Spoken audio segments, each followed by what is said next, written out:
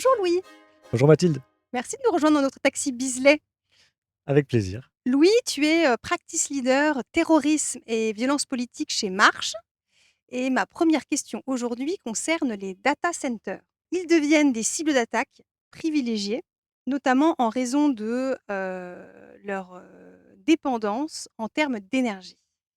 Comment analyses-tu cette nouvelle menace? Alors effectivement, les data centers, on le voit encore avec les conflits récents, sont des cibles stratégiques, d'une part pour leur valeur stratégique intrinsèque dans les communications et le digital aujourd'hui, et puis parce qu'ils ont une valeur économique, là aussi via le digital et leur très forte intégration dans l'économie au sens large. Ces infrastructures sont de plus en plus la cible d'actions de sabotage ou d'activisme. On se rend compte qu'avec des actions assez simples, en faisant brûler une sous-station électrique par exemple, on Mmh. peut paralyser tout un data center, donc entraîner des dommages importants.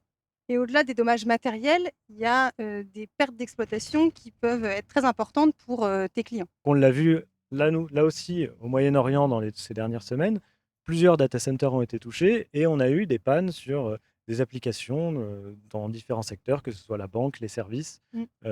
et donc un impact direct pour l'activité de nos clients. Cet impact, c'est quelque chose qui est pris en compte et qui est couvert dans les programmes violence politique, notamment avec toutes les extensions autour des carences de fournisseurs ou des carences de services qui existent dans nos polices. Notre marché de violence politique reste tout de même très cyclique et dans un marché dit soft, les garanties dommages réabsorbent les garanties terrorisme et violence politique, et dans un marché hard, comme c'est pas leur cœur de métier, préfèrent partager ce risque avec le marché de la violence politique.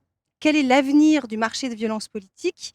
Aujourd'hui, le marché de la violence politique est cyclique jusqu'à présent. Le marché de la violence politique a été en réaction, en Mmh, absorbant ces marchés pour faire variable d'ajustement. mmh, mmh, Je pense qu'à l'avenir, on le voit, on a de plus en plus d'instabilité géopolitique, de plus en plus de conflits dans des régions différentes. Et le cœur de métier de notre marché, gérer les conflits armés, gérer la guerre sous ses différentes formes, va, je pense, prendre de l'ampleur et représenter l'axe de croissance principal de ce marché parce que c'est aujourd'hui l'un des risques principaux pour nos clients. En se développant, le marché va garder cette expertise, à créer cette expertise sur des risques annexes comme les risques de grève, d'émeutes ou de mouvements populaires. C'est une expertise qu'il va conserver et sur lesquels il va être amené à intervenir, peut-être avec des programmes généralement plus robustes et donc qui seront à même de répondre aussi bien que le marché du dommage à ces demandes des clients. De ton point de vue, quels sont les secteurs les plus exposés à ces menaces? Terroristes, SRCC, émeutes, grèves, violences populaires et guerre. Bien sûr, cela va dépendre du type de menace dont on parle.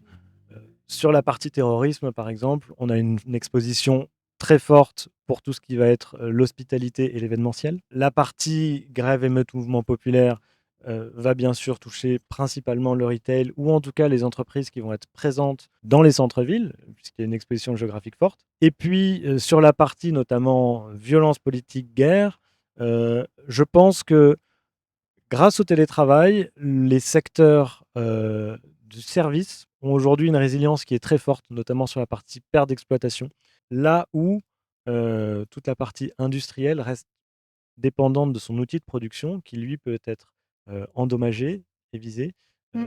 et va donc entraîner des conséquences souvent plus importantes. Cela dit, il reste quelques secteurs qui sont plus stratégiques et donc une propension à être visée plus importante lors des conflits, avec des secteurs classiques comme les télécommunications ou l'énergie. As-tu un exemple à nous partager?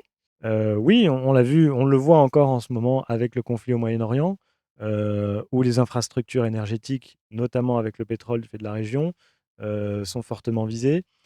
On a parlé des data centers précédemment, on a vu des frappes sur ce type d'infrastructures et puis les aéroports, voilà, notamment dans ces conflits un petit peu hybrides, en tout Mmh. cas Mmh. asymétriques, Mmh. heu, ce ne sont pas les seuls secteurs touchés, mais ce Mmh. sont probablement Mmh. les secteurs les Mmh. plus visés. Si tu devais décrire Bisley en un mot, lequel choisirais-tu? Alors je pense que compétent serait un mot juste.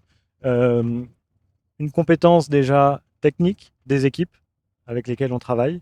Et puis surtout une compétence dans l'accompagnement, dans le partenariat et l'analyse du risque. Et ça, aujourd'hui, Beazley sait très bien le faire, d'étudier réellement les risques, à la fois pour identifier les vulnérabilités du client, mais aussi pour les remettre dans un contexte plus général et savoir accompagner ses assurés sur la durée. Merci beaucoup Louis, c'était un plaisir de t'accueillir dans notre taxi et à très bientôt. À très bientôt.